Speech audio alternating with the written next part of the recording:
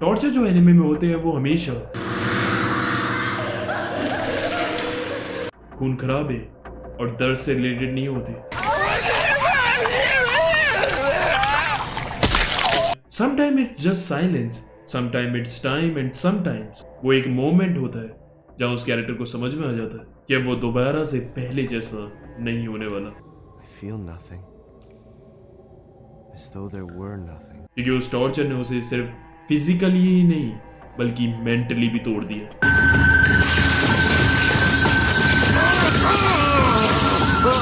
So इसीलिए आज हम बात करने वाले हैं most brutal scenes in anime history and it's not just painful, it's soul destroying.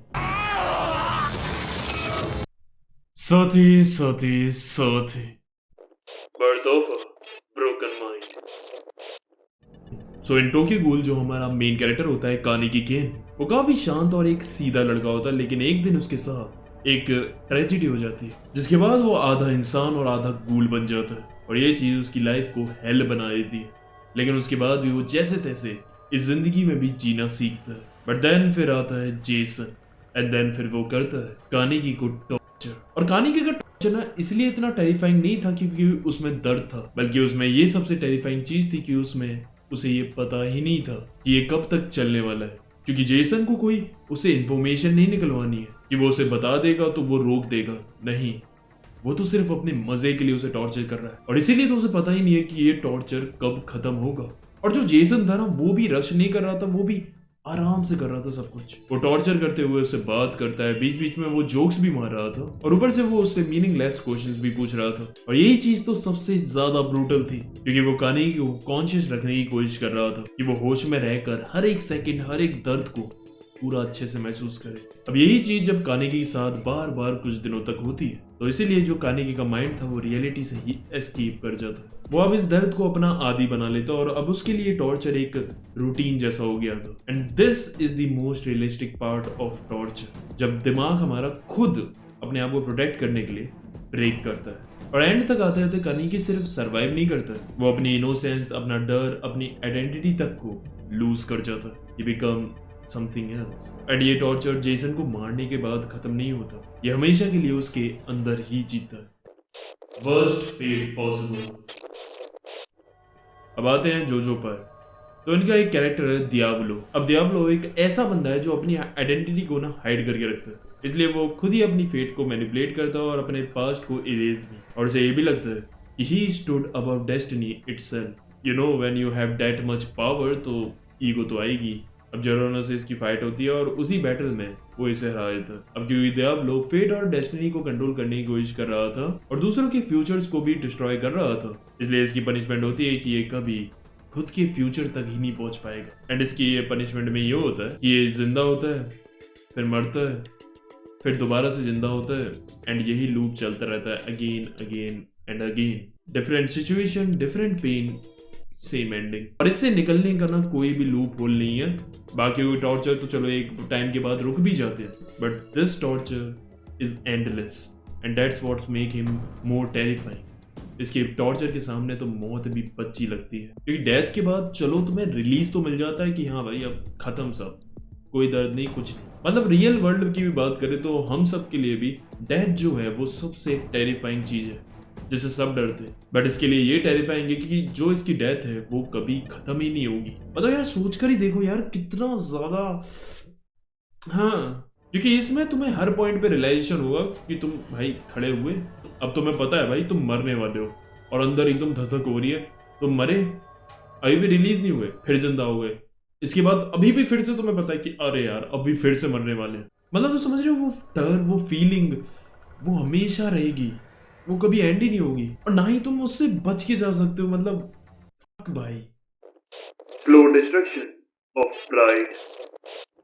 सो अब बारी आती है ग्रिफिथ की from Berserk. So Griffith is like a god gifted child. उसने अपनी जिंदगी की स्टार्टिंग से ही मुकाम हासिल करने चालू कर दिए थे। वो सबसे अलग था, उसे भगवान ने ना सब कुछ दिया था। कहते हैं कि भगवान किसी को भी सब कुछ नहीं देता, बट ग्रिफिथ के मामले में भगवान ने उसे सब कुछ दिया था। लुक्स, अपीयरेंस, चार्मिंग, दिमाग से भी तेज, लड़ना वगैरह सब कुछ अच्छे से आता है। देयर इज नथिंग भाई, नथिंग।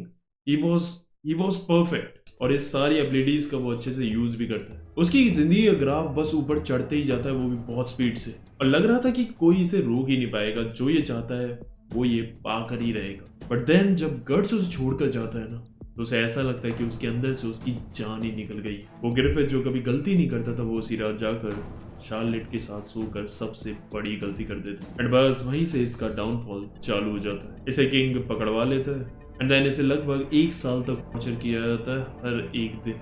और ध्यान देना, जब ग्रिफिथ का टॉर्चर दिखाया जाता है ना, तो उन सीन्स में कोई भी बैकग्राउंड म्यूजिक नहीं दिया गया था, जो कि ये सिंबलाइज कर रहा है now there is no hope, this is the and.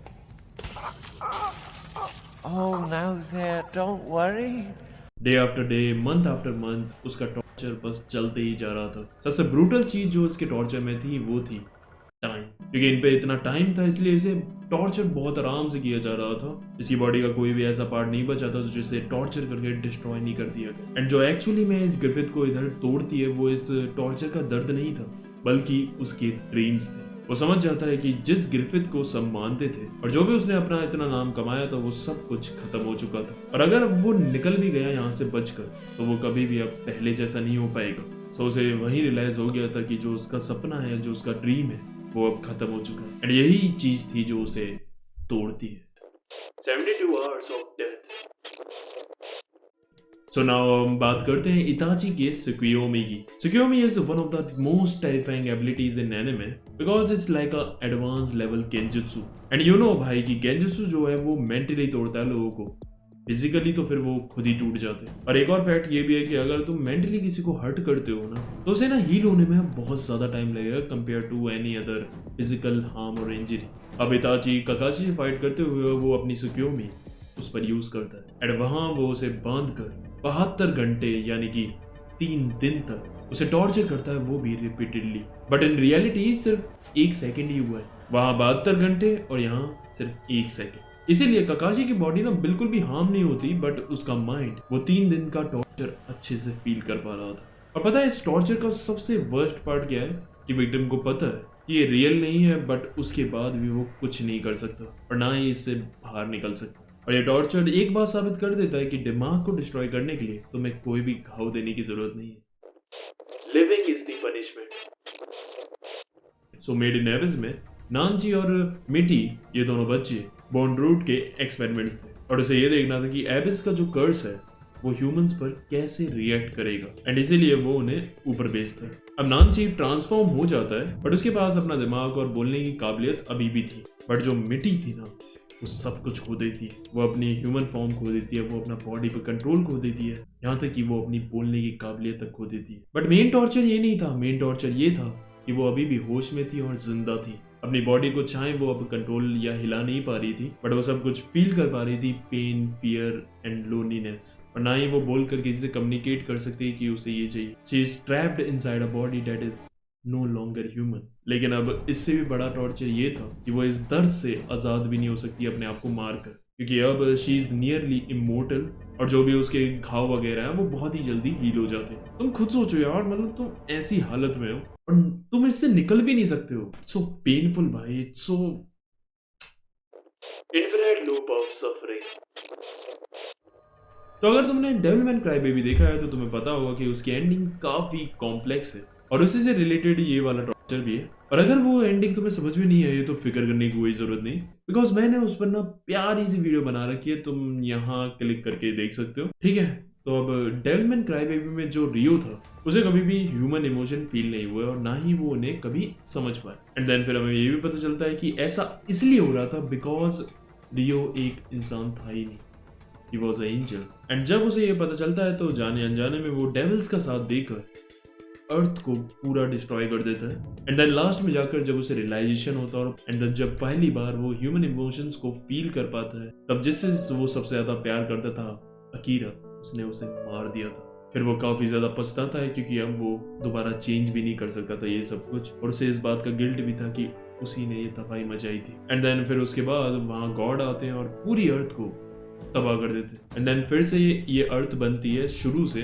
Then फिर से रियो इस दुनिया में जन्म लेता है फिर से वो अकीरा से मिलता है, फिर उसे रियलाइजेशन होता है कि वो सेतन है, फिर से वो अर्थ को दोबारा तबाह करता है, अकीरा को मारता है, एंड देन फिर से रियलाइजेशन करके वो पछता कर रोता है, एंड देन फिर गॉड आकर अर्थ को तबाह कर देते हैं, एंड देन फिर से ये लूप चलता है। और यही थी गॉड की पनिशमेंट रियो के लिए, क्योंकि अब रियो की कंडीशन में वो ये सब चीजें बार बार जी रहा है, एंड लास्ट में आकर उसकी वही दर्दनाक फेट है, एंड ऊपर से उसे ये भी रियलाइज नहीं है कि ये लूप चल रहा है, एंड बस अब हमेशा के लिए ये इसी लूप में फंसा रहेगा, एंड एंड में आकर वो बस रिग्रेट करके रोएगा। सो या it's like a torture loop जिसके बाहर वो निकल भी नहीं सकता। कुछ टॉर्चर बॉडी को तोड़ते हैं, कुछ टॉर्चर माइंड को तोड़ते हैं, but the worst ones breaks the idea of being human. So now tell me which torture do you think is the worst, endless pain और एंडलेस टाइम? एंड मुझे पता है कि अभी कई और नाम है जो इस लिस्ट में मिसिंग है। सो या अगर तुम्हें ये वीडियो पसंद आई और तुम चाहते हो कि मैं इसका पार्ट 2 बनाऊं तो बताना, एंड ये भी कमेंट करके बताना कि पार्ट 2 में मुझे कौन से और टॉर्चर्स ऐड करने हैं जो भी मैंने इस वीडियो में मिस करे। बाकी इस वीडियो की सफरिंग तो खत्म हो गई, बट कंटिन्यू सफरिंग के लिए तुम ये दोनों वीडियो देख सकते हो। आज के लिए बस करते हैं, आरिगातो।